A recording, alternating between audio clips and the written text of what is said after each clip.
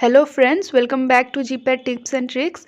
आज का टॉपिक है जनरल फार्माकोलॉजी और आज जनरल फार्माकोलॉजी के उन टॉपिक्स को डिस्कस करेंगे जहां से मैक्सिमम क्वेश्चंस आने के चांसेस रहते हैं। So let's begin the video. सबसे पहले हम कुछ इम्पॉर्टेंट डेफिनेशंस देख लेते हैं जो अक्सर पूछे जाते हैं। तो सबसे पहले हम देख लेते हैं कि what is drug. According to WHO definition, drug is any substance or product that is used or intended to be used to modify or explore physiological systems or pathological state for the benefit of the recipient। मतलब drug एक ऐसा substance है जो use किया जाता है body functions को modify करने के लिए या फिर पैथोलॉजिकल स्टेट को बेनिफिट पहुंचाने के लिए या बीमारी को ठीक करने के लिए। नेक्स्ट देखते हैं फार्माकोडायनामिक्स की डेफिनेशन।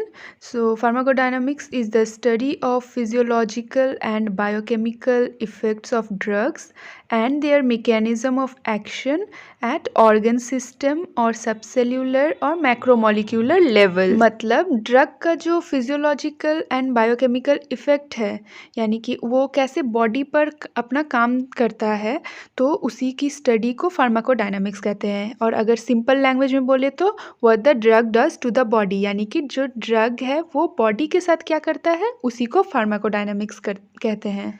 नेक्स्ट डेफिनेशन है फार्माकोकाइनेटिक्स की।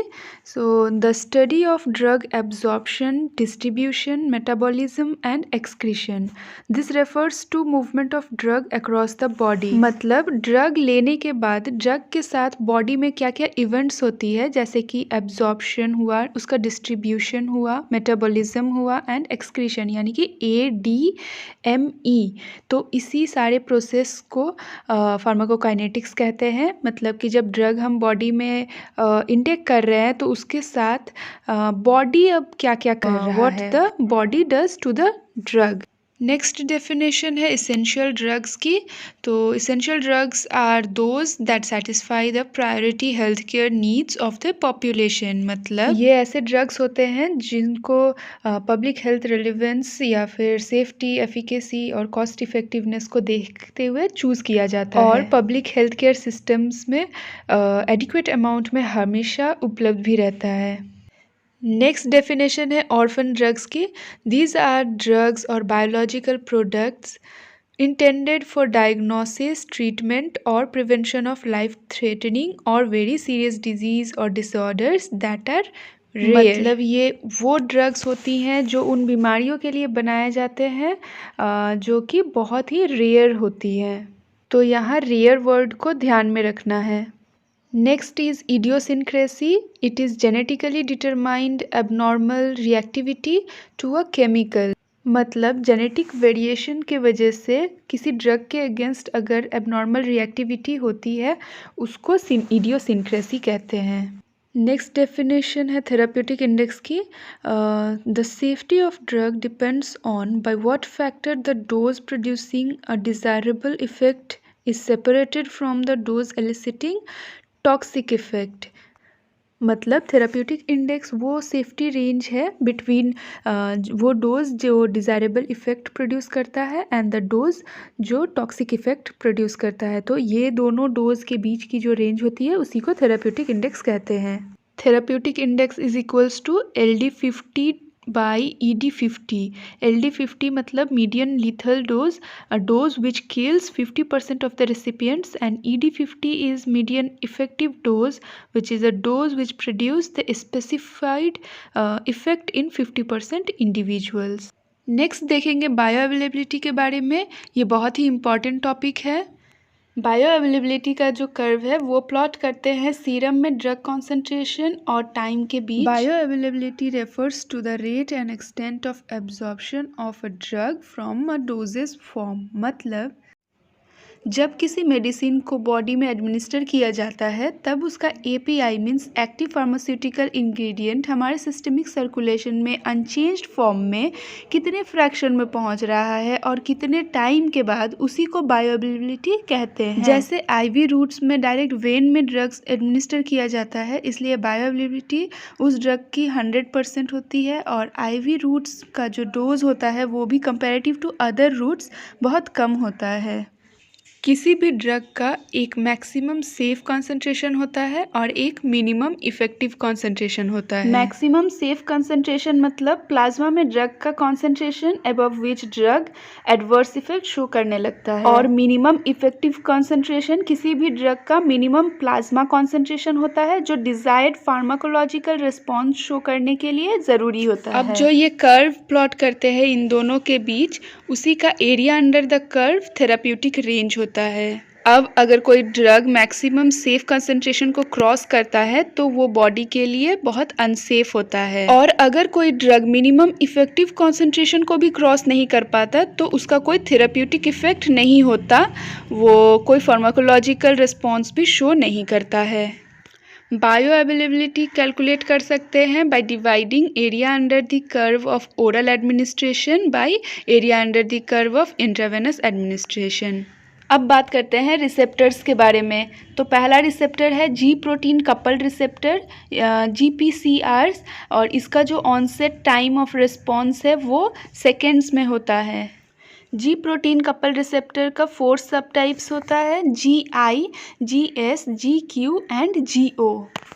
ये जी प्रोटीन्स किन किन रिसेप्टर्स के साथ कपल करते हैं, इनका नाम यहाँ पे एक लिस्ट दिया हुआ है, इसको आप एक बार देख लीजिएगा। सेकेंड है आयन चैनल रिसेप्टर्स, इनको लिगेंड गेटेड आयन चैनल्स भी बोलते हैं, और इसका जो ऑनसेट एंड ऑफसेट रिस्पॉन्स का स्पीड है वो मिली सेकेंड्स होता है, तो ये सबसे फास्ट एक्ट करता है। इस कैटेगरी के रिसेप्टर्स है nicotinic cholinergic, GABA A, glycine, inhibitory amino acid, excitatory amino acid glutamate, kainate, NMDA, AMPA and 5-HT3 receptor. Third is transmembrane enzyme linked receptors. These receptors transduce responses in a matter of few minutes to few hours, यानी कि इसको अपना response show करने के लिए few minutes to few hours का time लगता है। एंजाइम लिंक्ड रिसेप्टर्स का एग्जांपल है insulin, epidermal growth factor, nerve growth factor and many other growth factor receptors. Fourth है receptors regulating gene expression, transcription factors, या इसको न्यूक्लियर रिसेप्टर्स भी कहते हैं। This is the slowest in its time course of action and it takes hours to show its response. और इसका example है steroidal hormones like glucocorticoids, mineralocorticoids, androgens, oestrogens, progesterone, thyroxine, vitamin D and vitamin A। In receptors का मैंने सिर्फ onset offset का speed and examples बताया है जो अक्सर एग्ज़ाम में पूछे जाते हैं। इनका पाथवेज मैं नेक्स्ट क्लास में डिस्कस करूँगी। अब देखते हैं क्लिनिकल ट्रायल्स के डिफरेंट फेजेस को। यहाँ से भी अक्सर एक क्वेश्चन रहता है GPAT में। फेज़ 0 को माइक्रोडोजिंग स्टडी कहते हैं। फेज़ 1 में ह्यूमन फार्माकोलॉजी एंड सेफ्टी की स्टडी की जाती है जिसमें 20 to 80 हेल्दी वॉलंटियर्स को इंक्लूड किया जाता है। फेज़ 2 में therapeutic exploration and dose ranging की जाती है। यहाँ 100 to 500 पेशेंट्स पर ड्रग का क्लिनिकल ट्रायल किया जाता है। देन फेज़ 3 में उस न्यू ड्रग का थेराप्यूटिक कन्फर्मेशन चेक करते हैं जहाँ 500 to 3000 पेशेंट्स पर न्यू ड्रग दिया जाता है। और अगर फेज़ 3 एक न्यू ड्रग पास कर गया तो न्यू ड्रग एप्लीकेशन के लिए उसे अप्लाई भी किया जाता है। Then comes phase 4 which is also called post market surveillance। अब बात करते हैं ड्रग एलर्जीज के बारे में। फर्स्ट है यूमोरल, इसका फर्स्ट सब टाइप है टाइप 1 एनाफाइलेटिक रिएक्शन, जिसमें एंटीबॉडी जो प्रोड्यूस होता है वो है IgE, और इसमें जो रिस्पॉन्स होता है वो immediate hypersensitivity, itching, anaphylactic shock, urticaria and rhinitis. Second सब टाइप है टाइप 2 साइटोलाइटिक रिएक्शंस, इसमें एंटीबॉडीज जो प्रोड्यूस होते हैं वो है IgG एंड IgM, और इसके वजह से जो रिस्पॉन्स होता है वो है thrombocytopenia, aplastic anaemia, systemic lupus erythematosus and granulocytosis. Third subtype is type 3 retarded Arthus reactions, इसमें एंटीबॉडी प्रोड्यूस होता है IgG, इसमें जो रिएक्शंस होते हैं वो है rashes, polyarteritis nodosa, Steven Johnson syndrome, serum sickness. Second है सेल मीडिएटेड ड्रग एलर्जी, इसका सब टाइप है type 4 delayed hyper sensitivity reactions, इसमें T लिम्फोसाइट्स प्रोड्यूस होते हैं बॉडी में, और इसका जो रिएक्शंस है contact dermatitis, rashes and photosensitization. Next हम बात करेंगे फोटोसेंसिटिविटी के बारे में। ये भी ड्रग का एडवर्स इफेक्ट होता है। जब ड्रग सेंसिटिविटी इंड्यूस करता है स्किन में, तब यूवी रेडिएशन के वजह से टिश्यू डैमेज या अनवांटेड रिएक्शंस देखने को मिलता है। उसी को फोटोसेंसिटिविटी कहते हैं। ये 2 टाइप्स का होता है, एक है फोटोटॉक्सिक और एक है फोटो एलर्जिक। तो फोटोटॉक्सिक में यूवीबी शॉर्टर वेवलेंथ्स का जो 290 टू 320 नैनोमीटर का होता है वो रिस्पॉन्सिबल होता है फोटोटॉक्सिक इफेक्ट शो करने के लिए। इसमें local tissue damage like sunburn, erythema, oedema and hyperpigmentation होता है। नेक्स्ट है फोटो एलर्जिक रिएक्शंस। इसमें यूवीए रिस्पॉन्सिबल होता है। इसका वेवलेंथ लॉन्गर वेवलेंथ होता है 320 टू 400 नैनोमीटर की, और इसमें एक्जिमेटस कॉन्टैक्ट डर्मेटाइटिस होता है। तो फ्रेंड्स, इसी के साथ मैं आज का वीडियो यहीं पे एंड करूंगी। और ये आप लोगों को बता दूं कि मैंने सिर्फ जनरल फार्माकोलॉजी के कुछ टॉपिक्स को टच किया है और सिर्फ मेन पॉइंट्स को ही बताया है जहां से अक्सर क्वेश्चंस आते हैं। आई होप ये वीडियो आपके लिए हेल्पफुल रहा होगा, और अगर आपको मेरा ये वीडियो पसंद आए तो मेरे चैनल को सब्सक्राइब करना ना भूलें और बेल आइकन को भी प्रेस जरूर करें ताकि नए वीडियो का नोटिफिकेशन आपको मिलता रहे। तो मिलते हैं नेक्स्ट वीडियो में, तब तक के लिए take care and all the best for GPAT 2021।